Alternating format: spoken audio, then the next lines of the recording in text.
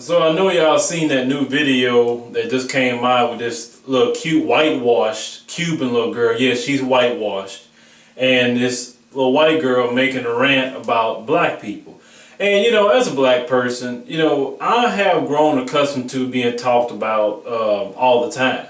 It doesn't really bother me to hear somebody speak, you know, racially against us, because they've been talking about you. They're gonna talk about you when you're living. They're gonna talk about you when you're dead. This skin color in America is basically a curse to a point, and I explained that in a video before about that. So it doesn't bother me what she said, but I'm gonna roll the piece of video. And I'm going to show you the part of the video that bothered me the most. So let's go ahead and listen to that, and then I'll be back to talk about that. What does your best friend say when you talk shit about his race, or do you keep your mouth shut around him? My best friend, his name is Marcel. Marcel Bichelle. No. He is practically white. Like, his skin color is almost, if it was dark in the room, you wouldn't be able to find him. He's that black. His parents, they're both surgeons. He has a wealthy family. He hangs out with all white people. He makes fun of his race all the time because he knows that there are niggers who are just ignorant fucks who are doing nothing with their life. My friend Nia does that all the time too. Yeah. She was in my history class last Yeah. She makes fun of the black girls in my class and how ridiculous they act. She's like, I don't remember where she's from. She's Jamaican. Jamaican. And she doesn't consider herself black at all. She hates the way they act. And she's educated and she's hilarious. She's so funny. I love her. So the little piece that I played for you is this. The little girl, the one that's Cuban, she's very whitewashed. You can tell. You know, trust me, you can tell. She says she has a friend, and he's black. His parents are surgeons. And they stay in according to her, a good white neighborhood, okay? And basically, he's very dark-skinned.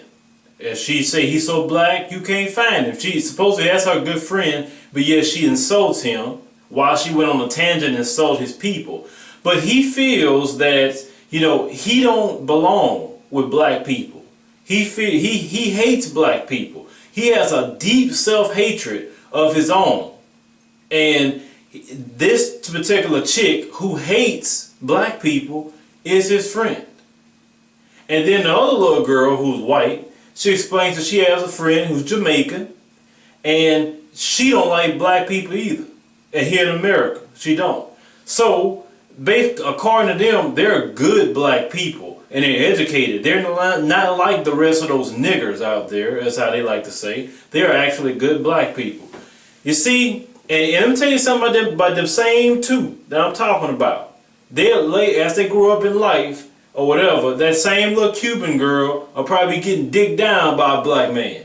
And probably constantly getting digged down by a black man. Because, see, in their mindset, they like to say, you know, not all people who are, you know, who date black men are this way, of course not.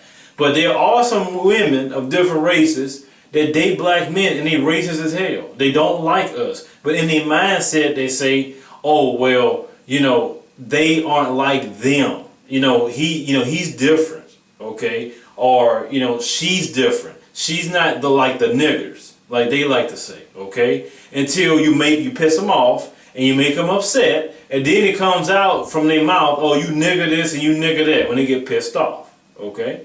So that's the clear line. That a lot of racist women are actually dating and actually marrying black men.